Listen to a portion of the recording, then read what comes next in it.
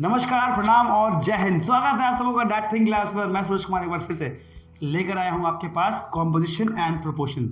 आप जानते हैं कि कॉम्पोजिशन और प्रोपोर्शन अपने आप में बहुत ही बड़ी टॉपिक है और इसको डील करने के लिए हजारों टेक्निक्स और टूल्स बताए जाते हैं, लेकिन मैं डैट थिंक लैब्स के माध्यम से आप तक लेकर आता हूँ स्मार्टेस्ट टेक्निक्स एंड टूल्स, जहाँ पर कोई भी बच्चा जो कि बहुत टेक्निकल ड्राइंग नहीं भी जानता हो, बहुत ईजिली कॉम्पोजिशन के साथ प्ले ऑन कर सकता है, कॉम्पोजिशन को क्रिएट कर सकता है और अपने असाइनमेंट्स को बेटर बना सकता है।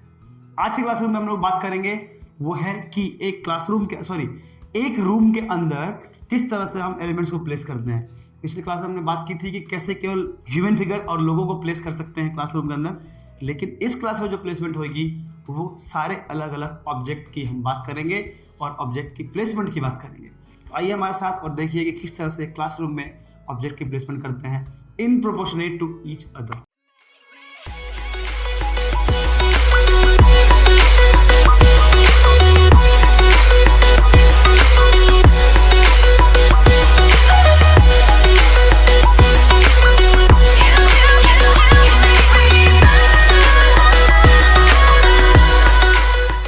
देश के सबसे बड़े डिजाइन समुदाय में आपका स्वागत है। डीएडी परिवार का एक हिस्सा बनने के लिए आज ही रजिस्टर करें और डिजाइन जागरूकता अभियान के सभी साधनों का इस्तेमाल करें। Welcome to the India's biggest design community. Register officially to be a DAD member and utilise all the resources of design awareness drive.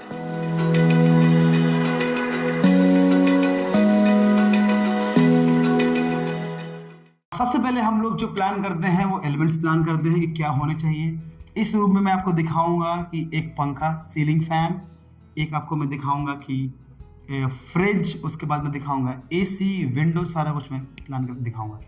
ये है हमारा रूम जो कि हम पहले से जानते हैं कि हम प्लेस करते हैं। एक्स टेक्निक, एक्स बना और हमने प्लेसमेंट बना दिया और ये बन गया फ्रंट रूम।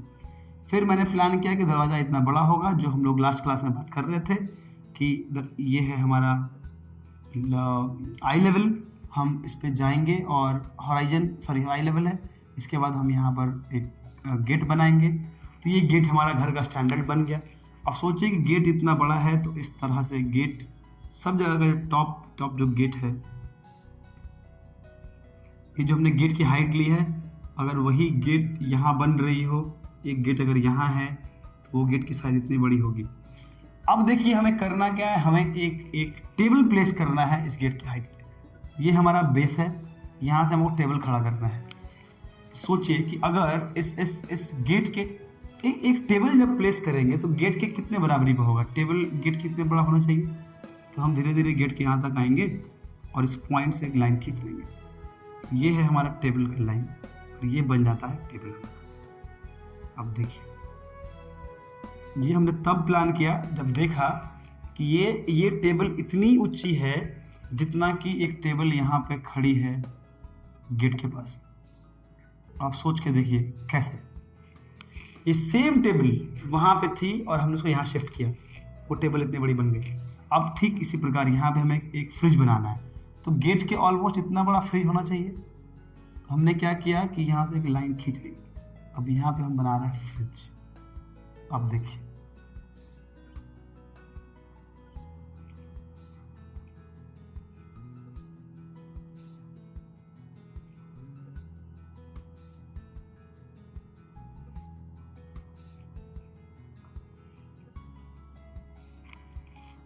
फ्रिज बना।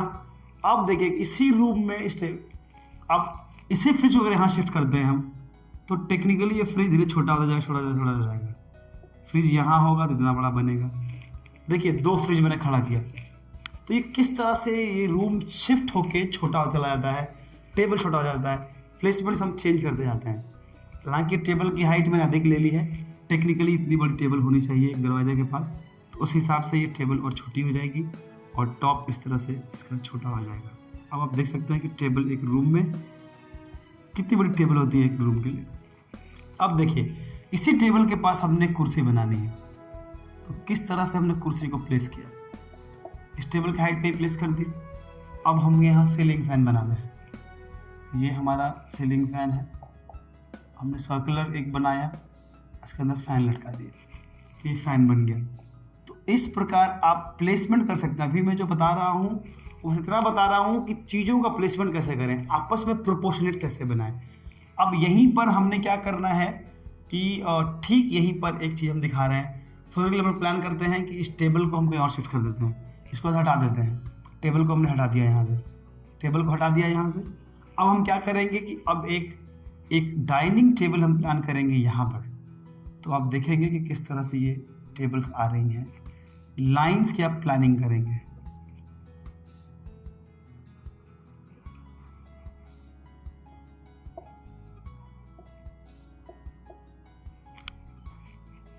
ये टेबल, तो अभी देखिए कि किस तरह से सबसे पहले हम एक ब्लॉकिंग करते हैं प्लेसमेंट की चीज़ों की। हमने क्या किया कि एक डाइनिंग टेबल इतनी बड़ी बनाई, तो थोड़ी लंबी टेबल होनी चाहिए। डाइनिंग टेबल अगर है तो ये लंबी होनी चाहिए। उसके बाद इसके जो लेग्स इतने बड़े होने चाहिए।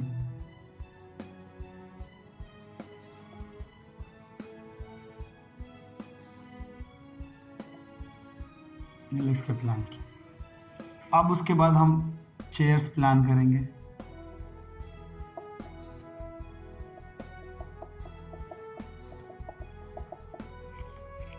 तो आप देखेंगे किस तरह से इसी रूम में हमने इसे सारा कुछ प्लेसमेंट कर दिया। शेपिंग अगर चेंज करनी हो तो आप शेपिंग चेंज कर सकते हैं, राउंड, कॉर्नर, जो भी आप कर सकते हैं।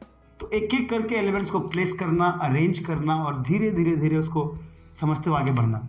अब मान लीजिए कि इसी एरिया में एक विंडो है घर में, हम क्या करेंगे, एक विंडो यहाँ प्लान करेंगे। क्या आया, यहीं से आया, यानी कि इसी लाइन सब कुछ निकल जाता है। यहाँ से आया, ये प्लान किए, आप आगे बढ़े और ये लाइन आपको विंडो दे जाता है। उसके बाद यहाँ फ्रिज है तो यहाँ पे विंडो है तो हम यहाँ पे एसी लगवा देंगे। ठीक इस लाइन से हम आगे बढ़ते हैं और एक एसी प्लान कर लेते हैं।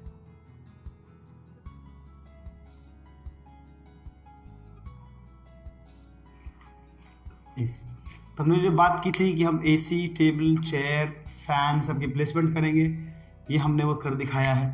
अब देखिए इसमें लोगों को ऐड कैसे करें। तो हमने क्या किया था पिछले क्लास में, हमने बताया था कि एक दरवाजे के हिसाब से आदमी प्लान, इस टेबल की जरूरत नहीं है यहाँ पे। इस दरवाजे के हिसाब से हम लोगों का प्लान करेंगे। तो एक आदमी अगर यहाँ खड़ा हो, ये उनका सिर, ये उनकी बॉडी और ये उनका पैर और ये हाथ, इस तरह से कोई इंसान इस घर में आ रहा होगा। अगर यही इंसान यहाँ आ जाए तो ये उनका सिर, ये उनकी बॉडी, ये उनके लेग्स।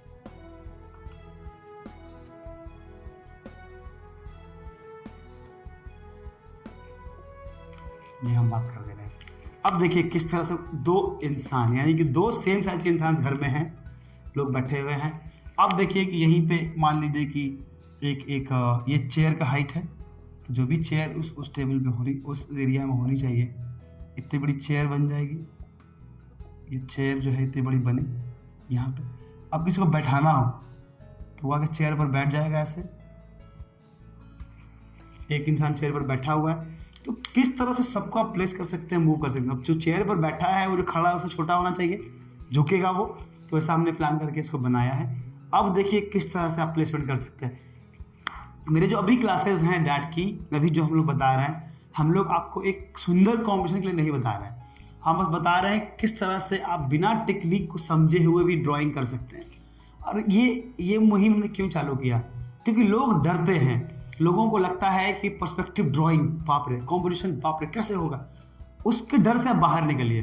कुछ दिमाग नहीं लगाना, आपको लाइंस पे खींचना है। मैंने बस इतना बताया है कि लाइंस पे कैसे प्ले करके आगे बढ़ जाते हैं, उसकी टेक्निक क्या है, क्या। अगर कोई प्रॉब्लम आपको हो रही है क्लास में, बहुत सारे लोग शायद समझ में बात नहीं आ रही हो, तो आप ज़रूर कमेंट में लिखें और बताएं हमें कि क्या ठीक कर सकते हैं और कितना और सिंप्लीफाई कर सकते हैं। हमारी क्लासेस और सिंप्लीफाई होंगी, हम एक एक लाइंस को प्लान करके बताएंगे कि क्या मूवमेंट और क्या कैसे है। पहले आप देख लें कि इस टेक्निक से क्या क्या पॉसिबिलिटीज़ हैं, उसके बाद हम बताएंगे कि टेक्निक बेसिक से वर्क कैसे करेगा। जिनको इस पर पिकअप करना पिकअप कर लेंगे, जिनको बेसिक जानना होगा तो हम बेसिक्स तक जाएंगे। पहले आप देखें कि हम जो टेक्निक सिखाते हैं उनकी पॉसिबिलिटीज़ क्या है, फास्टेस्ट तरीका क्या है और किस तरह से हम लेकर बहुत बढ़िया से आगे बढ़ सकते हैं, चीज़ों को कंपोज कर सकते हैं और बहुत बेहतरीन कॉम्पोजिशन प्रोपोर्शनेट बना के निकाल सकते हैं। बनिए हमारे साथ। जैसा कि मैंने बताया है, हमारी क्लासेस सुबह 5 से लेकर शाम को 10 बजे तक चलती हैं, रात तक। और हमारे बैचेस अलग अलग होते हैं, निफ्ट एंड IIT यूसी के अलग बैचेस हैं। एक बैच हम 15 बच्चों को पढ़ाते हैं। आप यूट्यूब पर फ्री पढ़ सकते हैं। उसके अलावा हमारे मेंबरशिप जो 1000 रुपीज़ की है वो ले सकते हैं, और हमारे क्लासरूम जो 15,000 की है उसको भी ज्वाइन कर सकते हैं। आज के डेट में डैड देश का सबसे बड़ा डिज़ाइन समुदाय है और सबसे बड़ी संस्थान उभर के आई है इस लॉकडाउन में। क्यों? क्योंकि हम लोग पिछले 2 साल से ऑनलाइन पढ़ा रहे थे। लोगों को लगता था कि ऑनलाइन बड़ा मुश्किल चीज़ है, डिज़ाइन पढ़ाई नहीं होती, लोग हंसते थे। आज कोविड आया, कोरोना आया, हर कोई ऑनलाइन माध्यम आना चाहता है, लेकिन वो आ नहीं पा रहा है। क्यों? क्योंकि रिसोर्सेज नहीं थे। हम लोगों ने रिसोर्सेज बनाई थी और हमारी मजबूती है कि हम ये ऑनलाइन पढ़ा रहे हैं, हमारी मजबूरी नहीं है। लोग मजबूर हैं ऑनलाइन के लिए, हम मजबूर नहीं, हम मजबूत हैं। तो बनिए हमारे साथ, जुड़िए हमारे साथ। जय हिंद।